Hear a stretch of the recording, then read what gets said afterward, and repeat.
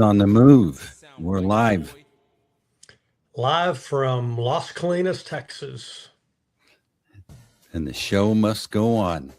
Yes, Why sir. wells fail. Lloyd, today, good to see you, brother. Nice to see you, Mr. Steve. We got a topic. It's called the myth of cheap success. What's that mean? Ultimately, it's focusing on how much a process costs you or chemicals cost you. It's a commodity mindset, right? Hey, I'm gonna buy something that I'm going to measure it strictly on the cost of getting something completed versus how does it improve the performance of, in this case, my well. And it's funny. I'm just having an advisory board meeting today, and one of the things that one of my board advisors, he's like, ultimately, yeah, you're showing how you give a 40% uplift, but what you really are doing is you're providing a reduction in the cost per BOE by 40%. It's saying the same thing, but because you've made the investment in the refined process, you're reducing your cost per BOE because in this case, you're making, instead of 1,000 barrels a day, you're making 1,400 barrels a day. And your cost per barrel, the cost of this well, let's say it costs you an extra $50,000 to do it right. Your cost per contributed barrel for that $50,000 you've lowered over the life of that well dramatically the cost per barrel of oil equivalency. And so, you know, that's where this old saying, penny wise, pound foolish, fits right here in how why wells fail to be as productive as they should be for as long as they should be because we're cheap up front. And you and I had this conversation early on, Steve. You birth a well and it's handicapped from day one. You don't get a second opportunity to bring this well to life. It costs a lot of money to try to revive a well or to recomplete a well to gain, the payment of the barrels of hydrocarbon that that you missed. Well, where it's a lot more effective to invest the right process up front so you have a higher rate of return. In this case, a lower cost per barrel of oil equivalent as it's being produced back. So that in the typical conversation of producing these wells or planning these and birthing them, that's a little bit of a hurdle to get past when you've done it this way all along, to think about it different. Well, and part of it is, I'll be quite frank, our customers at the executive level are thinking in what is my cost per barrel of oil equivalent, not in what is my cost of this quote unquote AFE. And it really goes down to the mindset.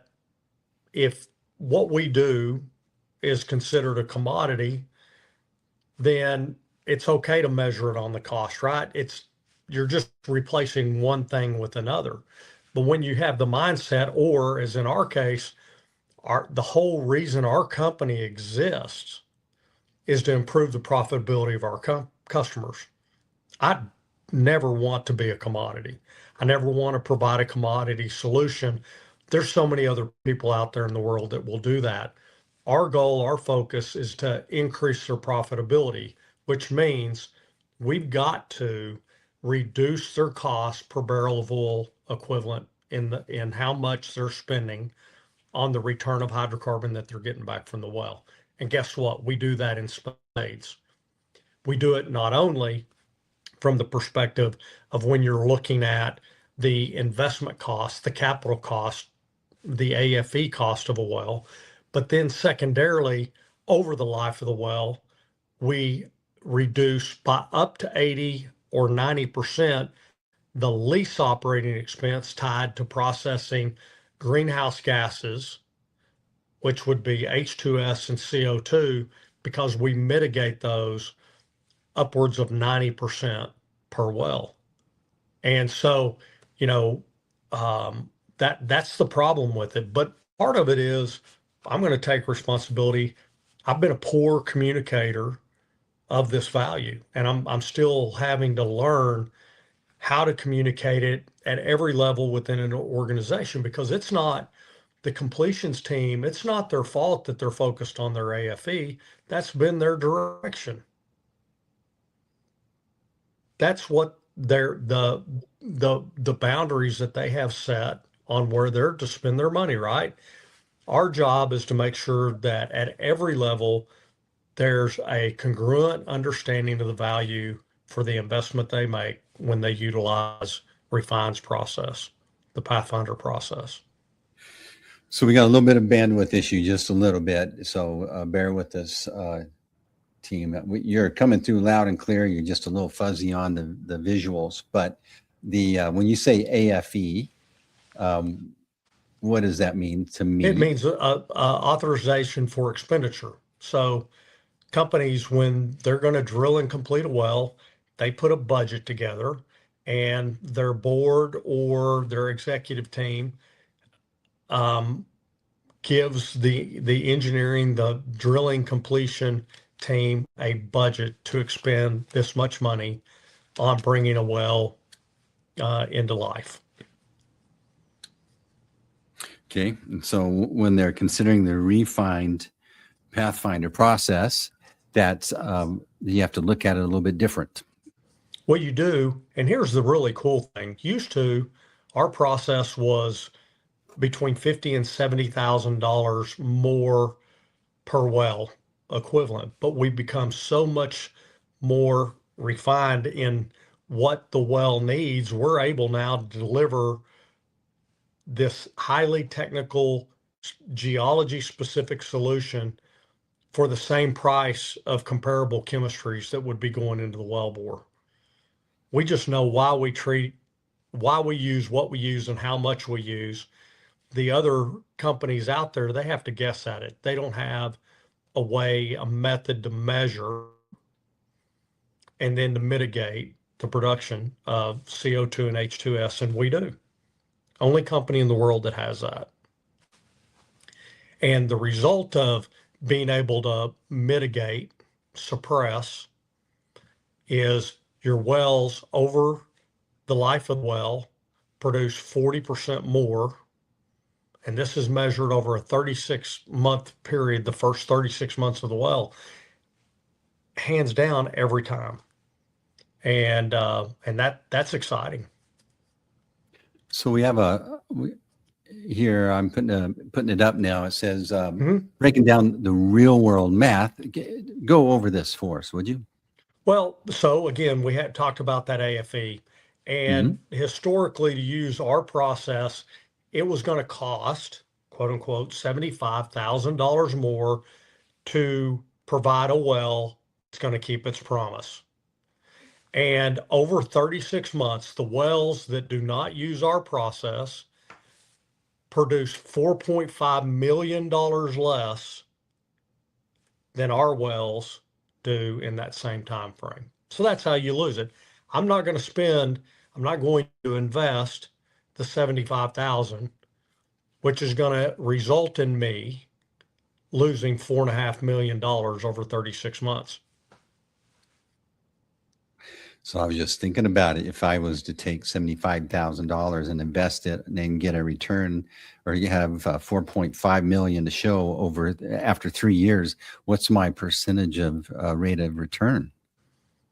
Your IRR is through the roof.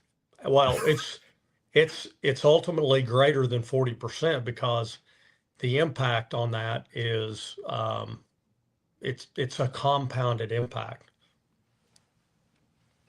I'm just sitting there thinking about it because, Bitcoin, for example, is over the past 10 years has returned, I think, on average 30%. it's the hurdle rate basically of any investment. And then when you put it here, I'm going, this is outperforming Bitcoin at, at least in that 3 year rate of return. That's crazy. Well, and one of the key things to understand, that's at $60 oil, is what this calculation is. And, the impact really ultimately is more important to the operator in a suppressed pricing environment because you're getting more resource source from one investment. So if you think about this, every 2.5 wells a company drills, they get one for free. Now, does this take into consideration the savings of the deterioration on the equipment? That does not. And the lease operating expense. This is just purely on the revenue side, not the savings on the expense side. It's compounded. And now that we're having the carbon reduction space, that we're going to be providing the opportunities for operators to get carbon credits, tax credits, and designation for their asset as a low carbon producing asset and glean additional revenue from that. Again, that's just the tip of the iceberg. That's the easiest of all the financial decisions to make, the easiest to measure, but the other ones create a compounding impact that's going to last for 20 years. I saw something in the news about they found another oil field in the Permian Basin area. Did you see that? I have not. No. It's like there's so much oil. There may be another producing bench that they're talking about. And there's, what we understand today, there's about 11 different stratifications, and could there be another one within that? Absolutely. Wow. So when the light bulb goes off, I mean, obviously this is an expectation of the outcome of producing a healthy well the proper way that didn't exist before your patented process came along. When the light bulb goes on with someone that's considering the Pathfinder process of these uptakes or pickups or whatever you want to call them, as far as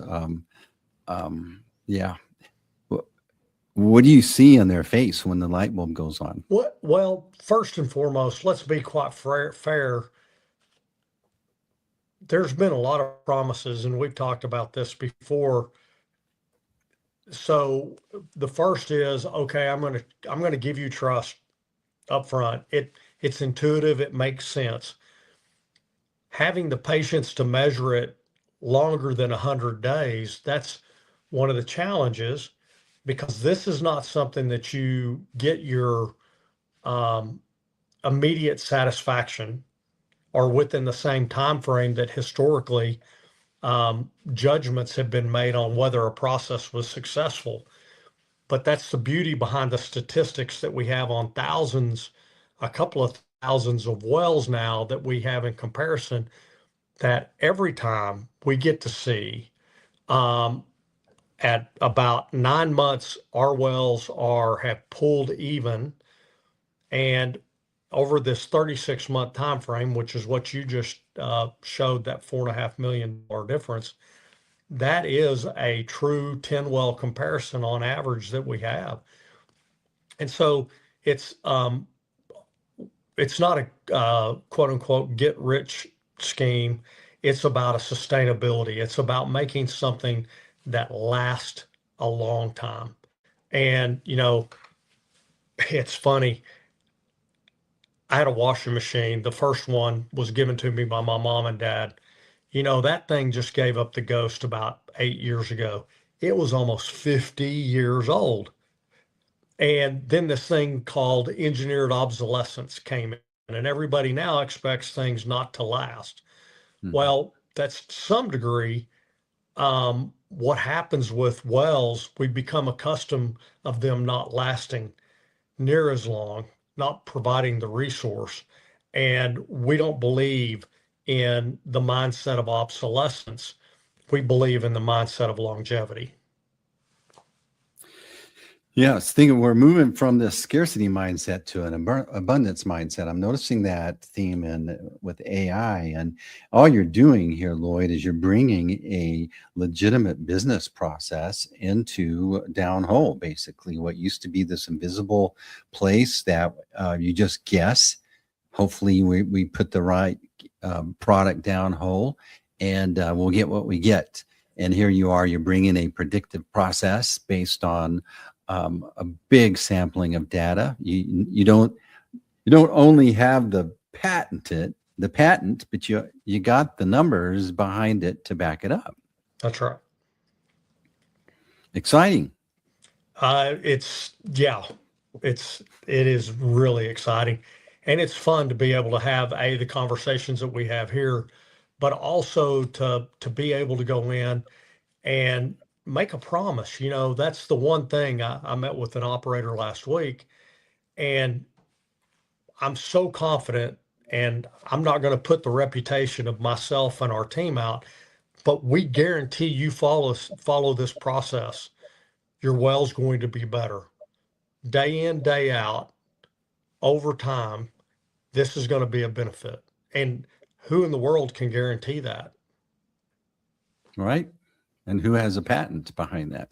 And not just a patent on the chemistry, it's a process patent. And again, I know we belabor this subject, but the fact of the matter is the process is what brings the value, not a specific chemistry. The chemistry that we care about is what is the mineralogy of your rock. And it tells us, and through our 242 different mechanisms that we measure in ratios of what is going to happen to the geology and how do we suppress the bad things while allowing the mobility of oil and gas into our wellbore. That's it. That's it. You get more oil, more carbon capture. You got equipment that lasts longer.